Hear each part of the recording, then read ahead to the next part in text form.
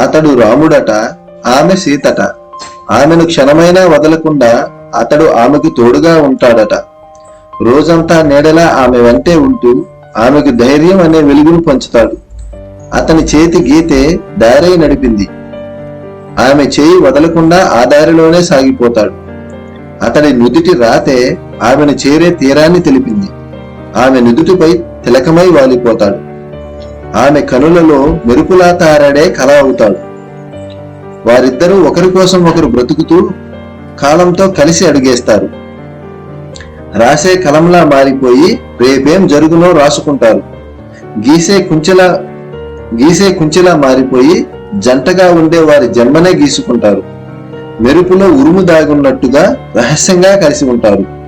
నేరుగా పైకి తెలుపునే ఆమె పలుకులన్నీ చూపులుగా మారి ఈ నేలపై అడుగడుగునా పువ్వులై వాలుతున్నాయి.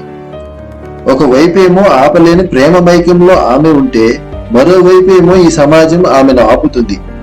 ఏమీ తోచని సమయమో, ఏది తేల్చని హృదయమో, బిడియమో లేక నియమమో ఆమెను ఆపే ఆ గొలుసు పేరేమిటో ఆమెకు తెలియటం లేదు. అందుకే ఆమె బయటకు వచ్చి అతడిని కలిసి మనవాడలేకపోతుంది. ఆమెకు ఎప్పుడూ లేని ఏదో వింత ప్రేమ బాధ కలుగుతుంది. కాలం ఆమెకు కలిసి వస్తుందని ఆమె ఆశపడుతుంది.